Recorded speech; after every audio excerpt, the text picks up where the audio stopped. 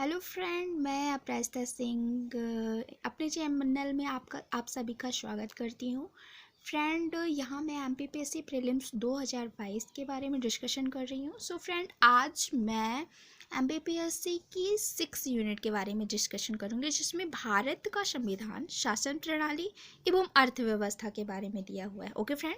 So friend, आज की topic है भारत शासन अधिनियम 1919, जो कि फर्स्ट टॉपिक है, और 1935, जो कि मैं अगले वीडियो में यहाँ विस्तार से वर्णन करूँगी। लेकिन आज है भारत शासन अधिनियम 1919 के बारे में यहाँ पे विस्तार से वर्णन करूँगी। ओके फ्रेंड, हम यहाँ पे देखते हैं कि पिछले पेपर में भारत शासन अधिनियम 1919 से संबंधित न्यू पैटर्न के अकॉर्डिंग कैसे क्वेश्चन आया था। तो हम यहाँ पे देखते हैं कि भारत शासन अधिनियम 1919 के अंतर्गत भारतीय विधायिका का अंतिम निर्वाचन किस वर्ष में आयोजित किया गया था। सो फ्रेंड, इसका आंसर होगा option C, 1945। Okay friend.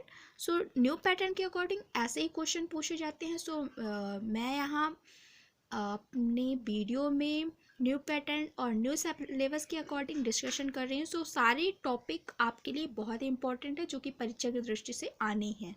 Okay friend, so start करते हैं। सो फ्रेंड, स्टार्ट करते हैं भारत शासन अधिनियम 1919। ओके फ्रेंड, इसकी विशेषता क्या क्या है और इस अधिनियम के तहत क्या क्या संशोधन किए गए हैं, कि कौन कौन सी चीज़ें लाई गई, इसके बारे में यहाँ पे इम्पोर्टेंट पॉइंट के बारे में हम डिस्कशन करेंगे। ओके फ्रेंड, सो स्टार्ट करते हैं। जो भारत शासन अधिनियम था, ब्रिटिश सरकार के द्वारा कब लाया गया? तो ब्रिटिश सरकार के द्वारा 20 अगस्त 1917 को पहली बार घोषित हुआ था। ओके फ्रेंड, और इसका उद्देश्य क्या था? इस अधिनियम को मतलब घोषित करने का उद्देश्य क्या था? तो भारत में क्रमिक रूप से उत्तरदायी सरकार स्थापित करना। ओके फ्रेंड, इसका ये उद्देश्य था। मतलब भारत शासन अधिनियम लागू करने का उद्देश्य यही था कि जो भारत में सरकार है, उसको क्रमिक रूप से उत्तरदायी सरकार स्थापित करना था। ओके फ्रेंड, अगला पॉइंट है 1919 में यह बनाया गया, और जो अधिनियम है, भारत शासन अधिनियम, यह 1919 में बनाया गया और 1921 में से लागू किया गया। ओके फ्रेंड, और मॉन्टेग्यू चेम्सफोर्ड सुधार अधिनियम इसे कहा जाता है। क्यों कहा जाता है? क्योंकि उस समय भारत के राज्य सचिव कौन थे? मॉन्टेग्यू, और भारत के वायसराय कौन थे? चेम्सफोर्ड। ओके फ्रेंड, इसलिए इस अधिनियम का नाम मॉन्टेग्यू चेम्सफोर्ड सुधार अधिनियम रखा गया। ओके फ्रेंड, अगला पॉइंट देखते हैं। भारत में पहली बार महिलाओं को वोट देने का अधिकार दिया गया, और यहाँ पे अगला पॉइंट है, केंद्र में द्विसदनात्मक विधायिका लागू की गई, जिनमें पहला था राज्य परिषद और दूसरा था केंद्रीय विधायिका। राज्य परिषद में कुल सदस्य संख्या कितनी थी? 60 थी, और निर्वाचित होकर के 34 सदस्य आते थे, जिनका कार्यकाल 5 वर्ष हुआ करता था। ओके फ्रेंड, और जो केंद्रीय विधायिका थी, इनमें कुल सदस्यों की संख्या 144 थी, जिनमें से निर्वाचित सदस्य संख्या 104 और मनोनीत संख्या थी 40। ओके फ्रेंड, और इनमें सदस्यों का कार्यकाल 3 वर्ष हुआ करता था। ओके फ्रेंड, अगला पॉइंट देखते हैं। बजट पर स्वीकृति अधिकार निचले सदन को प्राप्त थी। ठीक है, यहाँ पे जो भी बजट सो फ्रेंड, यहाँ पे जैसे बताया गया है कि जो बजट पर स्वीकृति अधिकार निचले सदन को थी, मतलब जो बजट प्रस्तुत किया जाता था उसमें विशेष रूप से अधिकार निचले सदन को था। ओके फ्रेंड, अगला पॉइंट देखते हैं कि प्रांतों में द्वैध शासन के जनक लियोनस कार्टियस को कहा जाता था, है ना फ्रेंड। तो यहाँ पे क्वेश्चन पूछ सकता है कि द्वैध शासन का जनक, प्रांतों में द्वैध शासन का जनक किसे कहा जाता था? तो यहाँ पे आंसर होगा लियोनस कार्टियस को। ओके फ्रेंड, अगला पॉइंट देखते हैं। प्रांत में द्वैध शासन जो कि आरक्षित, जिनमें 2 विषय थे, आरक्षित विषय और हस्तांतरित विषय। ओके फ्रेंड, इसके अंतर्गत आरक्षित विषय के अंतर्गत कौन कौन से आते हैं?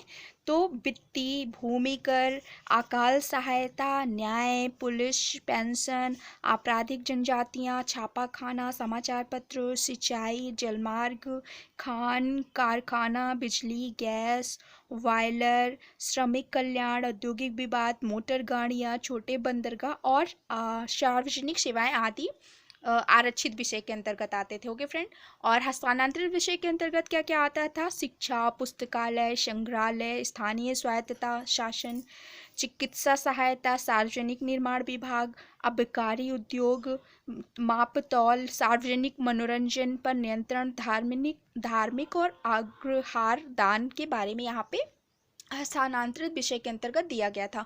ओके फ्रेंड, अब यहाँ पे भारत में लोक सेवा आयोग का गठन 1 अक्टूबर 1926 को भारत शासन अधिनियम 1919 के अंतर्गत किया गया। ओके फ्रेंड, अब आगे देखते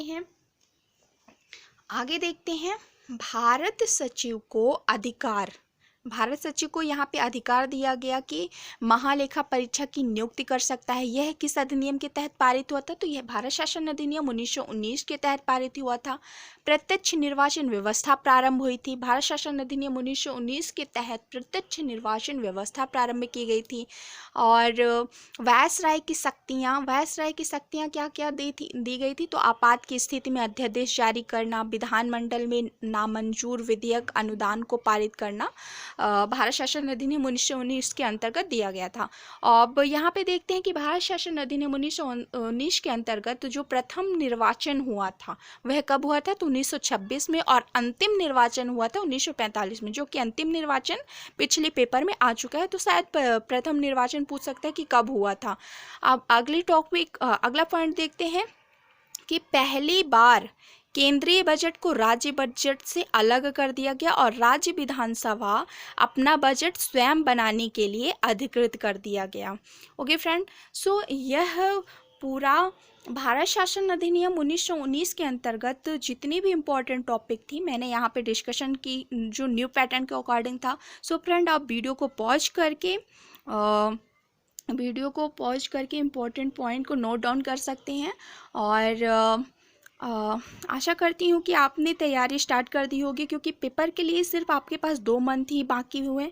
नहीं की है तो आप स्टार्ट कर दीजिए, जिससे आपकी तैयारी बहुत अच्छे तरीके से हो जाए फ्रेंड। सो मस्त रहें, खुश रहें और पेपर की तैयारी करते रहें। ओके फ्रेंड, वीडियो को लाइक करें, ज़्यादा से ज़्यादा शेयर करें, चैनल को सब्सक्राइब करें। Okay, thank you, bye.